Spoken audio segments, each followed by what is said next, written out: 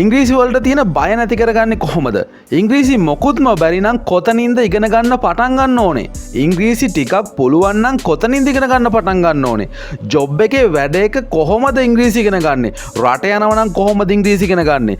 ඉංග්‍රීසි හරියටම ඉගෙන ගන්න කොච්චර කාලයක් යනවද? ඉංග්‍රීසි ඉගෙනගෙන කරන්න පුළුවන් රැකියාව මොනවද? එක දිගට ඉංග්‍රීසි ඉගෙන ගන්නකොට එපා වෙන එක අඩු කරගන්නේ කොහොමද?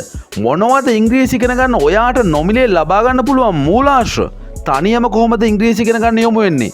පොඩ්ඩක් ඉගෙනගෙන ඉංග්‍රීසි කතා කරන්න ලැජ්ජාවක් ඇති වෙනවා. ඒක නැති කරගන්නේ කොහොමද? මේ ඔක්කොම ප්‍රශ්න ඔයාලා මගෙන් මැසේජ් කරලා අහපු ප්‍රශ්න. ඉතින් මම හිතුවා වීඩියෝ එකක් අරන් එන්න ඕනේ කියලා මේ අහපු ප්‍රශ්න වලට මගේ අදහස කියන්න. ඉතින් ওই ප්‍රශ්න වලට ඔයාලට උත්තර දැනගන්න ඕනේ නම් වීඩියෝ එක ඉවරනකම් බලන්න. වීඩියෝ එක ටිකක් දිග වීඩියෝ එකක් වෙයි. හැබැයි ලයික් එකක් දාලා මේ වීඩියෝ එක ඉවරනකම් බලන්න. භාගයට බලන්න එපා. පුළුවන් නම් ඉල්ලීමක් කරනවා ඒ විදිහට කරන්න කියලා. මොකද තවත් කෙනෙකුට මේ ප්‍රශ්න වැදගත් වෙයි. එහෙම සජෙස්ට් වෙනවා වීඩියෝ එක ඉවර වෙනකම් බැලුවොත් විතරයි ඔයාලා මේ කතාව දන්නවා දැන්. අපි නම් පළවෙනි ප්‍රශ්නෙට යන් ඉංග්‍රීසි වලට තියෙන බය නැති කරගන්නේ කොහොමද? මේක ගැන මම වීඩියෝසුත් කරලා තියෙනවා. මෙතන තියෙන දේවල් සම්බන්ධයෙන් මම වීඩියෝ කීපයක් මේ වෙනකොටත් කරලා තියෙනවා. හැබැයි එක වීඩියෝ එකක මේ කතන්දර ටික ඔක්කොම අරන් එන එක හොඳයි කියලා මම හිතුවා. මේ ප්‍රශ්න විතරක් නෙමෙයි ගොඩක් ප්‍රශ්න අහලා තිබ්බා. මම තෝරගත්තා මූලිකම ප්‍රශ්න ටික. මොකද වීඩියෝ එකේ අපිට ඔක්කොම ප්‍රශ්න සාකච්ඡා කරන්න අමාරු නිසා. මුලින්ම තේරුම් ගන්න ඕනේ බය කියන්නේ මොකක්ද කියලා. බය කියන්නේ සිතුවිල්ලක්, ඔයාගේ මනසේ ඇති වෙන සංකල්පයක්. හිතන්න පොඩි ළමෙක් සමහර විට සර්පයෙක්ට බය නැහැ.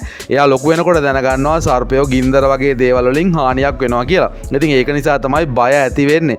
ඔන්න වගේ සරල තියරියක් තමයි මෙතන ඉංග්‍රීසි වලටත් තියෙන්නේ.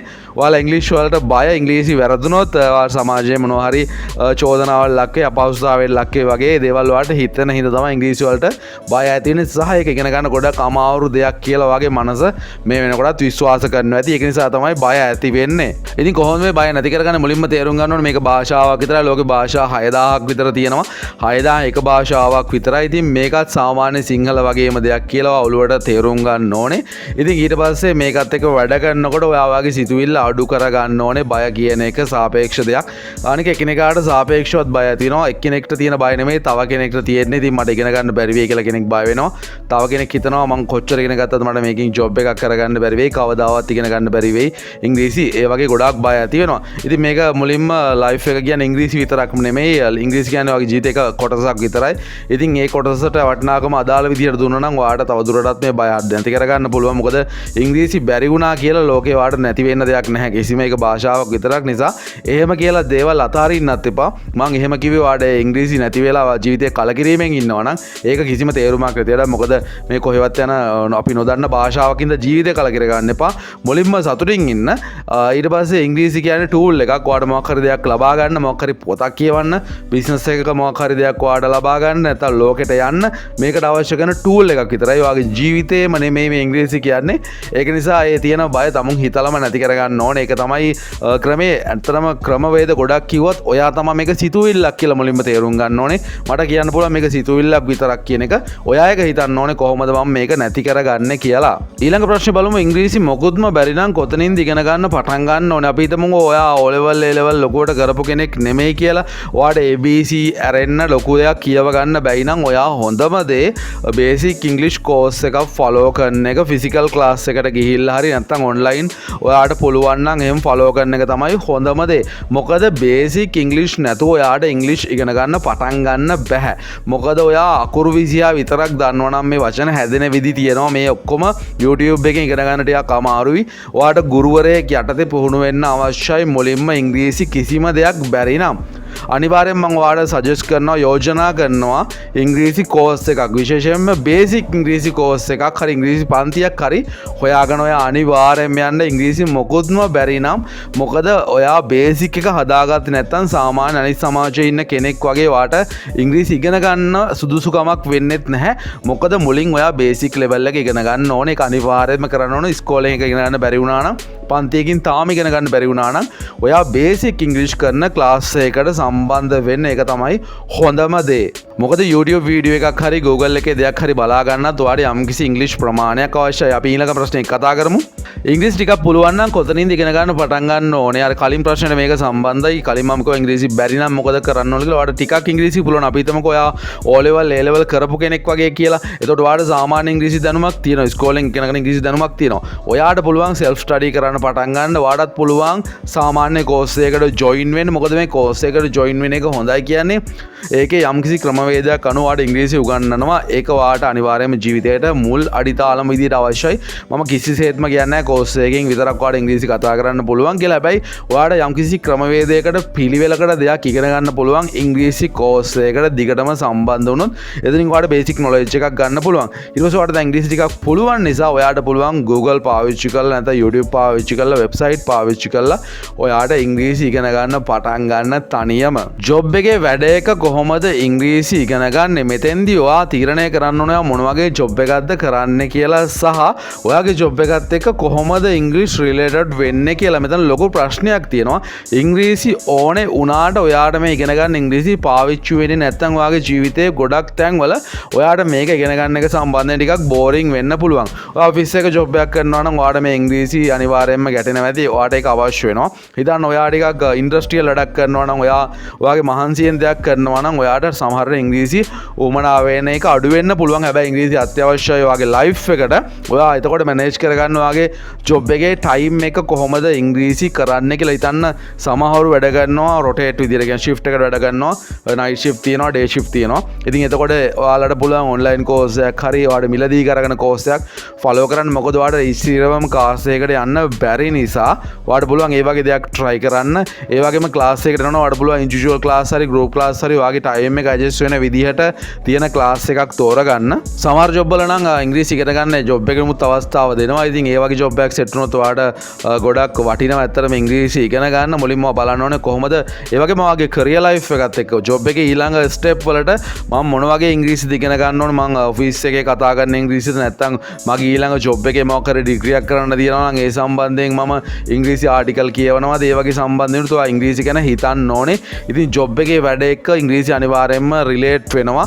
ඉතින් ඒකත් එක්ක ඔයාට කරගෙන යන්න පුළුවන්. ටයිම් එක ඔයා අනිවාර්යයෙන්ම ගෙදර ආවට පස්සේ හරි ඔයාගේ ප්ලේස් එකකට ගියාට පස්සේ හරි ඔයා ස්ටඩි කරන්න ටයිම් එකක් දාගන්න පැය කිහිපයක්. ඒ පැය කිහිපේ වෙන දේවල් කරන්න එපා. ඉංග්‍රීසි අනිවාර්යයෙන්ම ඉගෙන ගන්න. ඒක ඔයාලට පුළුවන් ජොබ් එක කරන අතරතුරේදීත් ඔයාට ෆ්‍රී ටයිම් එකක් ආවම ඉංග්‍රීසි ඉගෙන ගන්න පටන් ගන්න. මම දන්නවා මගේ යාළුවෙක් හිටියා ඉස්සර යා ඉංග්‍රීසි ඉගෙන ගන්නකොට ජොබ් එකට යනකොට පොඩි ඩික්ෂනරියක් කරා යනවා. මේ එයාගේ සාක්කුවේ පොකට් ඩික්ෂනරියක්. ඒ පොකට් ඩික්ෂනරියේ වචන කියවනවා ෆ්‍රී හැම වෙලාවටම. දැන් එයා ඉංග්‍රීසි ගුරුවරයෙක්. ඉතින් ඒ වගේ ඔයාට කැපකිරීමක් කරන්න පුළුවන් නම් බොහොම ලේසියෙන් මේ වැඩේ කරන්න පුළුවන්. ගොඩක් අය එහෙම කැපකිරීම කරනවා අඩුයි. ඉතින් ඔයා try කරන්න ජොබ් එකේ වැඩ එක්ක බැලන්ස් කරගෙන මේ දේවල් කරන්න. රට යනවා නම් කොහොමද ඉංග්‍රීසි ඉගෙන ගන්න? මෙතෙන්දි කියන්න ඕන දෙයක් තමයි රට යනවා නම් කියලා දෙයක් නැහැ. ඉංග්‍රීසි කියන්නේ ඉංග්‍රීසි. ගොඩක් අය අහනවා රට යනවා නම් කියලා. එහෙම 아무තු ඉංග්‍රීසි එකක් නැහැ. මෙතෙන්දි හැබැයි විශේෂයෙන් ඔයාලට කියන්න දෙයක් තියෙනවා. ගොඩක් අය এডুকেෂන් පර්පස් වලට රට යනවා. ජොබ් එකක් කරන්න රට යනවා. විශේෂයෙන්ම ඔයා ඕස්ට්‍රේලියාව වගේ try කරනවා නම් ගොඩක් කියන්නේ এডুকেෂන් හරහා ඩිග්‍රියක් කරන්න වගේ යන්නේ. හැබැයි මැද පෙරදි කියන්න වගේ try කරනවා ගොඩක් කියන්නේ ජොබ් එකකට. ඉතින් මෙතෙන්දි පොඩි වෙනසක් තියෙනවා. ඔයා এডুকেෂන් පර්පස් එකකින් යනවා නම් ඕගොල්ලෝ දැන්ටම දන්න ඔයා ඒ අදාළ එක්සෑම් කරන්න ඕනේ එක්සෑම්ස් කරන්න ඕනේ. ඉතින් ඒ එක්සෑම් වලට ෆේස් කරන්න ටිකක් ඇඩ්වාන්ස් විදිහට ඉංග්‍රීසි ඉගෙන ගන්න ඕනේ. ඉතින් ඒ සම්බන්ධයෙන් අනිවාර්යයෙන්ම ඔයා කටයුතු කරන්න කෝසස් වලට සහභාගී වෙන්න. ඒ සම්බන්ධ අපිට උදාහරණයක් විදිහට ගමු IELTS ඔයා ගන්නවා කියලා IELTS කරනවා නම් ඒකට බුක්ස් තියෙනවා. ඒ සම්බන්ධ ක්ලාසස් තියෙනවා. ඒවට ඔයාලට සහභාගී වෙන්න පුළුවන්. self study කරන්න පුළුවන්. ඉතින් ඒකේ අවශ්‍ය points ගන්න ඔයාලට ලබා ගන්න සිද්ධ වෙනවා. ඊට පස්සේ ඔයාලට අදාළ country එකේ course එකට. ඉතින් එතකොට ඒ purpose එක වෙනස්. හැබැයි ඔයා job එකකට යනවා නම් අනිවාර්යයෙන්ම ඔයාලට basic English තමයි අවශ්‍ය වෙන්නේ. ඔයාලට ගොඩක් education සම්බන්ධ ඉංග්‍රීසි අවශ්‍ය වෙන්නේ නැහැ. කොහොම වුණත් ඔයා basic English දැනගෙන ඉන්න එක රට යන්න කොහොමත් ඔයාට ලොකු සහනයක් වෙනවා. ඒ අදාළ වැඩ කටයුතු කරගන්න. විශේෂයෙන්ම රට යනවා කියලා ඇත්තටම ඉංග්‍රීසි එකක් නැහැ. ඒකේ තියෙන advance එක අඩු වෙන එක විතරයි වෙන්නේ. සමහරට education purpose වලට යනවා නම් ඔයාලට ගොඩක් ඉංග්‍රීසි ඉගෙන ගන්න සිද්ධ වෙයි. ඔයා job එකට යනවා නම් එච්චර ඔයාලට අවශ්‍ය වෙන්නේ නැහැ. ඔයාලට එදිනදා ජීවිතේ කතා කරන ඉංග්‍රීසි තමයි වැඩියෙන්ම වැදගත් වෙන්නේ. ඉංග්‍රීසි හරියටම ඉගෙන ගන්න කොච්චර කාලයක් යනවද මේකත් ඩිපෙන්ඩ් වෙනවා. මේකත් ඔයා මත තමයි තීරණය වෙන්නේ. ඇත්තට මෙහෙම කාලයක් ගැන හරියටම කියන්න බෑ. ඒක තමයි හරිම උත්තරේ. සමහර විට ඔයගොල්ලෝ විශ්වාස කරන්නේ ජීවිත කාලය තුලදීවත් ඔයාලට ඉංග්‍රීසි ඉගෙන ගන්න බැරි වෙන්න පුළුවන්. ඔයාගේ ක්‍රමවේදවල ගැටලු තිබ්බොත් සාමාන්‍යයෙන් මම විශ්වාස කරන විදිහට අවුරුදු කිහිපයක් යනවා. ඒක තමයි මට දෙන්න පුළුවන් ආන්සර් එක. අවුරුද්දක් දෙකක් කිහිපයක් යන්න පුළුවන්. මම ඉගෙන ගත්ත ගුරුවරයෙක් කෙනෙක් නම් මට කිව්වා අවුරුදු 5ක් විතර යනවා කියලා. ඒක ඒ ගුරුවරයාගේ ප්‍රකාශයක්. ඒක හැමෝටම අදාළ නොවෙන්න පුළුවන්. ඒ නිසා ඒ ප්‍රකාශය විදිහටම ගන්න එපා. හැබැයි ඔයාලට බේසික් එකක් හදාගන්න. යම්කිසි තැනකට එන මාස කිහිපයකින් ඇත්තටම පුළුවන් බැරි නැහැ. මාස 6ක් විතර try කරන්න වෙනවා. ඒත් හැබැයි සතියෙන් මාස 2කින් විතර පුරුදු වෙන්න පුළුවන් ක්‍රම නම් මම එහෙම දන්නේ නැහැ. මම ඒක යෝජනා කරන්නෙත් නැහැ. ඒක හරියට ඔයාගේ weight loss කරනවා වගේ එක දිගටම. උදාහරණයක් විදිහට ඔයා හිතන්න කිලෝ 100ක් බර කෙනෙක් නම් කිලෝ 80ට එක මාසෙන් ගන්න එක රිස්ක් එකක්. ඉතින් ඉංග්‍රීසි ඉගෙන ගන්න එකත් අන්න ඒ වගේ දෙයක්. ඒක ඉක්මනට මේක කරන්න අමාරුයි ටිකක්. ඉතින් මාස 6ක් කියන්නේ ලොකු කාලයකුත් නෙමෙයි ඇත්තටම. ඔය අද පටන් ගත්තොත් ඊළඟ අවුරුද්දේ අප්‍රේල් වගේ වෙනකොට මේ මාස 6 ඉවරයි. ඉතින් කාලය ගොඩක් ඉක්මනට යනවා. ඉතින් ඉංග්‍රීසි ඉගෙන ගන්න අන්න ඒ වගේ කාලයක් ඔයා දාගන්න කියන එකෙන් තේරුම් ගන්න එපා. මේක මේ අවුරුදු දෙක ගියාම මෙතනින්ම ඉගෙන ගන්න එක නවත්තන්න ඕනේ කියලා. ඉතින් භාෂාවක් නිසා ඒකත් එක්ක ඔයා දිගටම යෙදුනොත් විතරයි ඇත්තටම මේක අප්ඩේට් වෙලා ඔයා දිගටම කතා කරන්න පුළුවන් වෙන්නේ. ඉතින් ඔයාලට පුළුවන් ඔයාලා මොකක් හරි සෝෂියලි සම්බන්ධ වෙන්න පුළුවන් දෙයකට සම්බන්ධ වෙලා ඉංග්‍රීසිත් එක්ක අප්ඩේට් එකේ ඉන්න හොඳම දේ තමයි මම හිතනවා ඔයාලට පුළුවන් ටෝස් මාස්ටර් වගේ ක්ලබ් එකකට යන්න නම් පුළුවන් නම් අනිවාර්යයෙන්ම ඔයාලට දිගටම අප්ඩේට් එකේ ඉන්න පුළුවන් සහ ඔයාලට සෝෂියල් ඉංග්‍රීසි කතා කරන්නත් ලොකු හැකියාවක් ලැබෙනවා සහ ඔයාගේ හැකියාව ගොඩක් ඉම්ප්‍රූව් වෙනවා. ඉතින් ඒවා ගොඩක් දේවල් තියෙනවා. ඔන්ලයින් ඔයාලට සහභාගී වෙන්න පුළුවන් දේවල් තියෙනවා. ක්ලබ්ස් තියෙනවා. ඉතින් මේ ඕන එකකට යන්න පුළුවන්. ඉතින් ටයිම් එක ඩිපෙන්ඩ් වෙන්නේ ඔයා මත.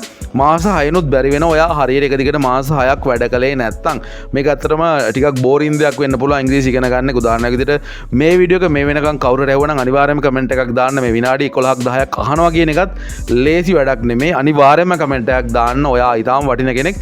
මොකද ඉතින් ඒ වගේ ගොඩක් අය ඉවසීම අඩුයි මේ ඉංග්‍රීසි ඉගෙන ගන්නවා කියන එක සම්බන්ධයෙන්. ඉතින් ඒ නිසා තමයි මේකට කාලය යන්නේ. වසර කිහිපයක් යනවාට හොඳට ඉංග්‍රීසි ඉගෙන ගන්න ඕනේ නම් අවුරුද්දක් දෙකක් මහන්සි වෙන්න හිතාගෙන වැඩේට බහින්න. ගොඩක් ෂෝට් ටර්ම් ගෝල් තියාගන්න එපා. සාර්ථක මිනිස්සු ලෝකේ ඉන්න ෂෝට් ටර්ම් කියන්නේ කෙටි කාලීන ගෝල්ස් තියාගත්ත අය නෙමෙයි දීර්ඝ කාලීන ගෝල්ස් තියාගත්ත අය. මම පොඩි උදාහරණයක් කියන්නම්. මෙතෙන්දී ඒක කිව්වේ නැත්නම් අපරාධ. මොකද වීඩියෝ එක මම ටිකක් දිගට කතා කරන්න බලාපොරොත්තු වෙන නිසා. මොකද මේක අදහන්නේ ඕනම කට්ටියක් විතරයි. මේ වෙනකන් කවුරුට ඇහුවා නම් ඔයා ගොඩක් ඉංග්‍රීසි වලට ආස කෙනෙක් මම කමෙන්ට් එකක් දාන්න කිව්වේ. හිතන්න ඔයාලට රුපියල් ලක්ෂයක් දෙනවා අද. එහෙම නැත්නම් ඔයාලට පුළුවන් අවුරුද්දකින් ලක්ෂ 10ක් ලබා ගන්න. ඉතින් ඔයා මොන ඔප්ෂන් එකද ගන්නෙ? බොහෝ අය ගන්නෙ අද ලක්ෂය ගන්න එක. මොකද ළඟ අපිට ලක්ෂය අවශ්‍ය හින්දා. හැබැයි ගොඩක් බුද්ධිමත් මිනිස්සු ධනවත් මිනිස්සු එහෙම කරන්නේ නැහැ. එයා අවුරුද්දක් බලාගෙන ඉඳලා ලක්ෂ 10ක් ගන්නවා.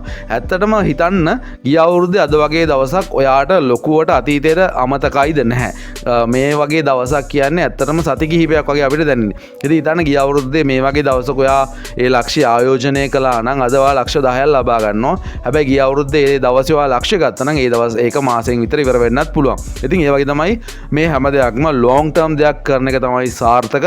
ඉංග්‍රීසි ඉගෙන ගන්න එක දවසින් දෙකකින් කරන්න හිතන්න එපා කවදාවත්ම. ඒක ටිකක් ලොන්ග් ටර්ම් ප්‍රොසෙස් එකක්. පටලව ගන්න එපා. කෝස් කරන එකයි මේකයි. අනිවාර්යයෙන්ම කෝස් එකකට යන්න ලංකාවේ හොඳ කෝසස් ඕන තරම් තියෙනවා. ඒකෙන් ඔයාට නොලෙජ් එකක් ගන්න පුළුවන් සහ ඔයාට අත්දැකීමක් ගන්න පුළුවන්. ඒ නිසා තමයි ඒකට යන්න කියන්නේ. ඒක නෙමෙයි ජීවිතය. සහ ඉංග්‍රීසි ඉගෙන ගන්න ලොකු කාලයක් ඔයාට ගත කරන්න සිද්ධ වෙනවා. හරියට ඉගෙන ගන්නවා නම් ඒක තේරුම් අරගෙන වැඩේට බහින්න. ඉංග්‍රීසි ඉගෙනගෙන කරන්න පුළුවන් රැකියාව මොනවද? මේ ක්වෙස්චන් එකට මම වීඩියෝ එකක් හදලා තියෙන්නේ. අනාගතේ මම මේ වීඩියෝ එකත් අප්ලෝඩ් කරන්න බලාපොරොත්තු වෙනවා. මේ ජොබ්ස් කියන වෙන මේකේ සැලරි ස්කේල් එකයි ඒ වගේ මේ ජොබ් එකේ කරන්න පුළුවන් දේ සහ ජොබ් එක ගැන ඉංග්‍රීසියෙන් විස්තරයක් මම අරගෙන එනවා. ඉතින් මේක හොඳ ප්‍රශ්නයක්. මොනවද කරන්න පුළුවන් රැකියාව? ඉතින් මේක මේ විදිහට ඇහුවනම් මීටත් වැඩිය දැන් සාර්ථකයි කියලා හිතනවා. ඉංග්‍රීසි බැරුව අපිට කිසිම රැකියාවක් කරන්න බෑ අනාගතයේදී මට හිතෙන විදිහට සහ ඔයාලටත් ඒක ෆීල් වෙනවා ඇති.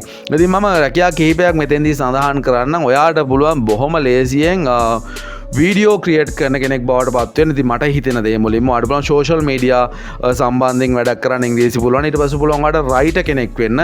ඉංග්‍රීසි ට්‍රාන්ස්ලේෂන් කරන්න පුළුවන්, ලියන්න පුළුවන්. ඊට පස්සේ ඔයා ලෝයර් කෙනෙක් වගේ වෙනවා නම් ඒකත් අනිවාර්යෙන් වැදගත්. හැබැයි ඉංග්‍රීසි විතරක් නෙමෙයි ඒක සම්බන්ධයෙන් ඔයාලට හැකියාවක් තියෙන්නත් ඕනේ. ඉතින් ඉංග්‍රීසි ඔයාලට පුළුවන් නම් ඒකටත් ලොකු අත්වලක් වෙනවා. ඔයාලට පුළුවන් බොහොම ලේසියෙන් ප්‍රසන්ටර් කෙනෙක් වෙන්න, ටීවී ප්‍රසන්ටර් කෙනෙක් වෙන්න පුළුවන්, නිවේදකයෙක් වෙන්න පුළුවන්. ඔයාලට ඒ සම්බන්ධයෙන් ඕන දෙයක් කරන්න පුළුවන් ඉංග්‍රීසි සම්බන්ධයෙන්. මොකද ඔයාලට පුළුවන් වර්ල්ඩ් වයිඩ් මේක ප්‍රසන්ට් කරන්න. හිතන්න ඔයා ලංකාවේ ට්‍රැවලින් කරන්න ආස කෙනෙක් නම් ලංකාවේ දේ ලෝකෙට කියන්න ඔයාලට සිංහලෙන් කිව්වට ඒක කවුරුත් අහන්නේ නැහනේ. ඉතින් ලෝකයේ අයට ඒක ඉංග්‍රීසියෙන් කියන්න ඕනේ. ඉතින් ඔයාලට ඉංග්‍රීසි පුළුවන් නම් ඔයා දන්න දේ ලෝකෙට දෙන්න ලොකු හැකියාවක් තියෙනවා. ඒක ඔයාලට රැකියාවක් කරගන්න පුළුවන්, වීඩියෝස් හදන්න පුළුවන්. ඒ වගේම ඔයාලට රිවිව් කරන්න පුළුවන්, හොටෙල් එකකට ගිහිල්ලා රිවිව් එකක් කරන්න පුළුවන්. ඒක විදේශ යාති කියන්නේ මේ විදිහට මෙන්න මේක වෙනවා කියලා අලුවේ කරන්න පුළුවන්. ඒකට ඉංග්‍රීසි අවශ්‍යයි.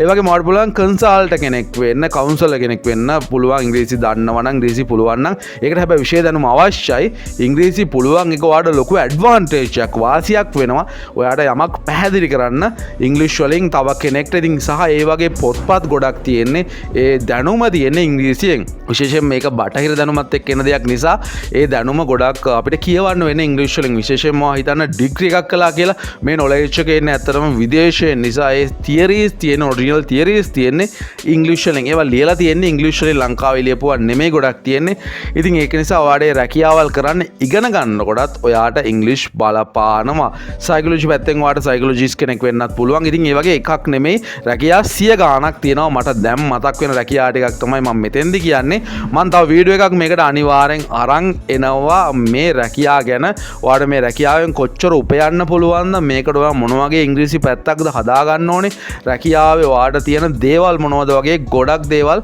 මෙතෙන්දි කතා කරනවා. ඉතින් මේවා ගොඩක් රැකියා කරන්න පුළුවන් මතක තියාගන්න ඕනම රැකියාවකට ඉංග්‍රීසි ඕන කියලා හිතාගෙන ඉගෙන ගන්න. ඉතින් එතකොට ඔයාට ඒක කොහොමත් වාසියක් වෙනවා පාඩුවක් වෙන්නේ නැහැ. එක දිගට ඉංග්‍රීසි ඉගෙන ගන්නකොට එපා වෙන එක අඩු කරගන්නේ කොහොමද? මම මේකට ගොඩක් උත්තර දීලා තියෙනවා. මුලින්ම කියන්න තියෙනවා ආස දෙකකින් පටන් ගන්න. එතකොට එපා වෙන්නේ නැහැ.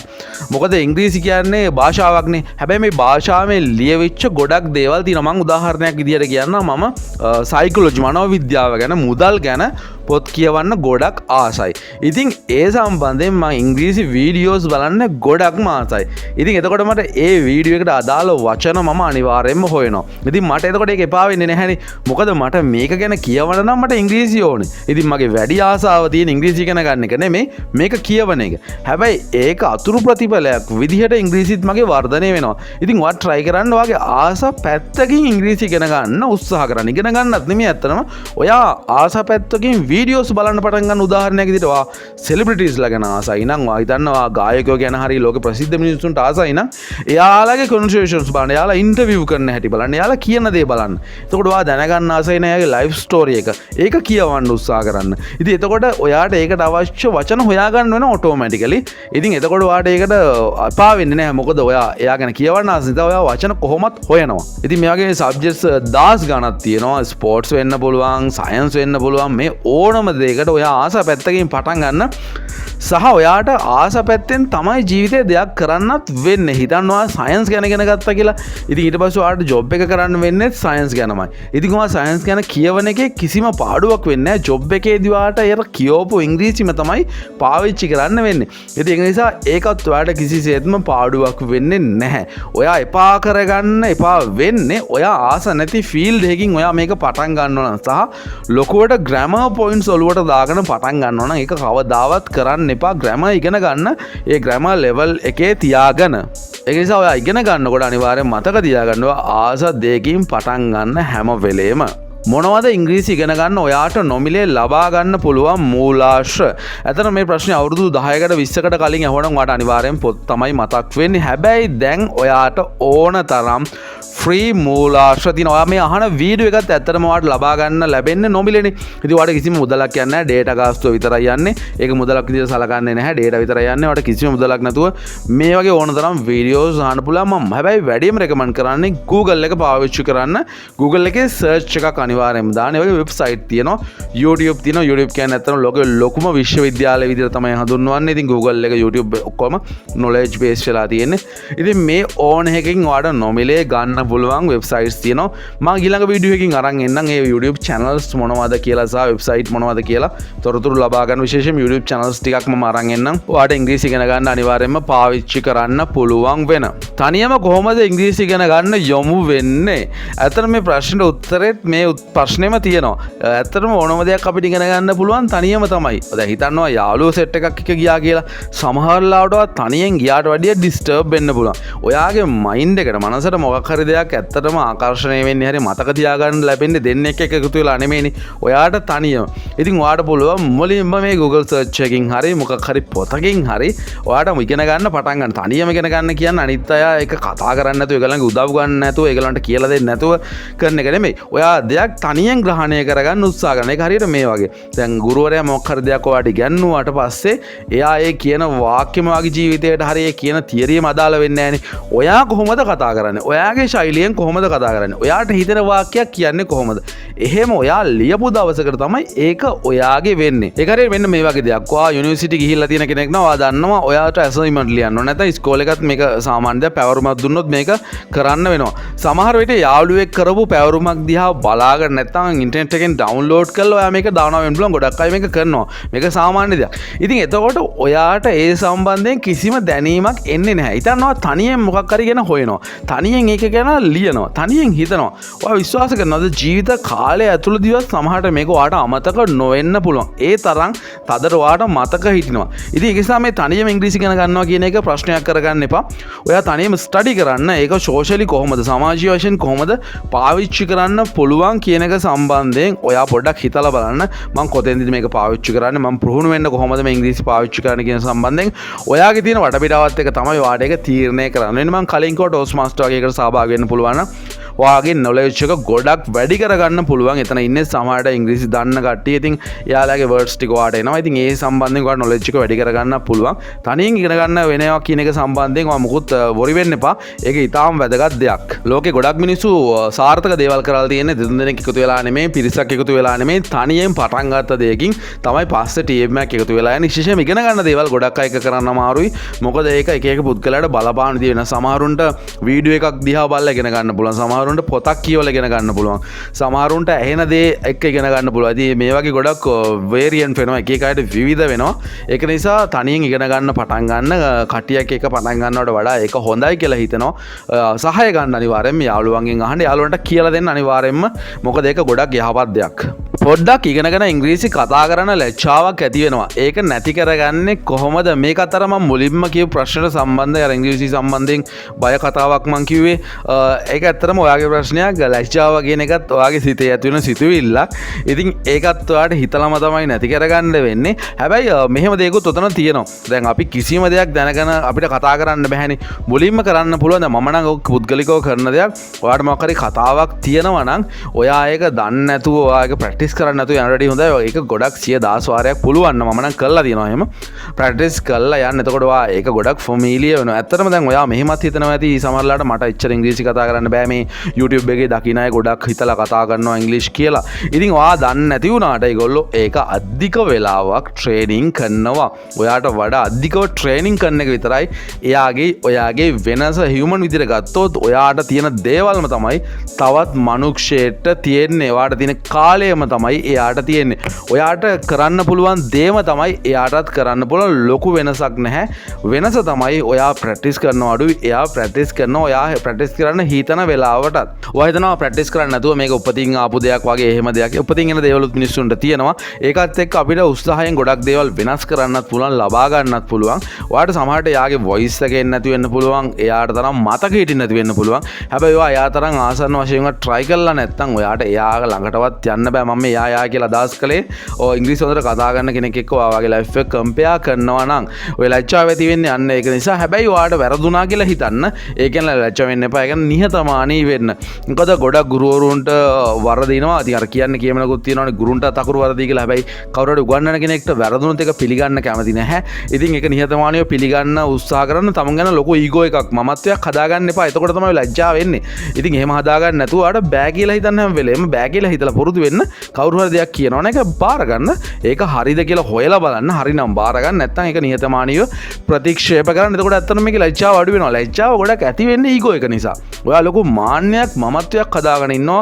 ඔයා ගැන ඒක නිසා තමයි මේක ඇති වෙන්නේ. ඉතින් ඒක අඩු කරගත්තා නම් ඔයාට මේ ලැජ්ජාව ඇති වෙන්නේ නැහැ ඇත්තටම. ඉංග්‍රීසි වලට විතර නෙමෙයි ලයිෆ් එකේ ඕනම දෙයකට මේ ලැජ්ජාව තියෙන තමුන්ගේ ඊගෝ එකකින්. තමුන් දන්නවා කියලා හිතනවා. නිහතමානී නෑ. හිතන්න ඔයා පොඩි කාලේ ඔයාට වැඩි හිටියෝ ගොඩක් ඉන්න. ඔයාට ලැජ්ජාවක් ඇති වෙන්න දෙයක් නැහැනේ. මොකද ඔයාට වැඩි ඉහළින් ඉන්න කට්ටිය විතරයි ඉන්නේ. දැන් මේ ඉංග්‍රීසි කතා කරන්න ගියාම හිතනවා ඔයාගේ ලෙවල් එකේ තමයි ඔක්කොම ඉන්න ඕනේ. මට වරදින්න බෑ. කාටවත් වරදින්න බෑ වගේ එකක් ඔයා ඔලුවට දාගෙන ඉන්නවා. ඒක දාගන්න එපා. ඊගෝ එක තමයි ඔයාගේ මයින්ඩ් එකේ තියෙන. ඒකට බලපාන්නේ. ඒක නැති කරගන්න. ඒක නැති කරගෙන නැත්නම් ඔයාට කිසිම දෙයක් කරන්න වෙන්නේ නැහැ. ඔයා අනිත් අය ගැන ලොකුවට හිතන්න එපා. අනිත් අය ගැන ලොකුවට හෝ පොඩියට හිතන්නත් එපා. ඒගොල්ලෝ ගැන ගැන තරහින් හිතන්නත් එපා. නිහතමානී වෙන්න. ඒක තමයි මේ ලැජ්ජාව නැති කරගන්න තියෙන එකම සාධකය ඉංග්‍රීසි ඉගෙන ගන්නකොට. ඉතින් මං හිතනවා මට පුළුවන් විදිහට අදාළ ප්‍රශ්න වල උත්තර දුන්නා කියලා. මේ වෙනකම් වීඩියෝ එක ඇහුවනම් අනිවාර්යයෙන්ම කමෙන්ට් එකක් දාගෙන යන්න. මොකද මේ වෙනකොට මේ වීඩියෝ එක ඇහුවනම් ඔයාලට අනිවාර්යයෙන්ම ඉංග්‍රීසි ඉගෙන ගන්න පුළුවන්. ඔයා ගොඩක් උනන්දුවක් තියෙන කෙනෙක්. මම ගොඩක් කැමතියි මේ වෙනකම් කවුරු හරි ඉංග්‍රීසි ඇහුවනම් එයාට අනිවාර්යයෙන්ම මම රිප්ලයි කරනවා. පල්ලෙහෙන් කමෙන්ට් එකක් දාගෙන යන්න. මට මැසේජ් එකකුත් දාන්න. මම ගොඩක් කැමතියි එහෙම උනන්දුව තියෙන අයට. මම අනිවාර්යයෙන්ම මම සහායක් ලබා දෙනවා. මීට එහා පුද්ගලිකව හෝ ඒ නිසා මට මැසේජ් එකක් දාන්න. එහෙම කෙනෙක් ඉන්නවා නම් අනිවාර්යයෙන් මේ කෙනෙක් හරි ඇති. ඉතින් බහුතරය මේ වෙනකම් වීඩියෝ එක අහන්නේ නැහැ. ඒක සාමාන්‍ය දෙයක්. ඉතින් 100ක් ඇහුවොත් එක්කෙනෙක් දෙන්නෙක් විතරක් තමයි මේ වෙනකොට මේ වීඩියෝ එක අහන්නේ. ඉතින් එහෙම ඇහුවා නම් ගොඩක් ඔයාලට ස්තුතියි. මමත් ස්තුති කරනවා මේ වීඩියෝ එක මේ වෙනකම් ඇහුවා. ඉතින් මම හිතනවා ඔයාලට questions වලට උත්තර හම්බෙන්නේ නැති කියලා තව questions තියෙනවා. අනිවාර්යෙන් comment කරලා message කරන්න. ඊළඟට තව වීඩියෝ එකකින් මීට වඩා creative විදිහට මේක අරන් එන්නම් මං අනාගතයේදී. එහෙනම් අදට ගිහින් එන්නම්. හැමෝටම good luck. හැමෝටම goodbye.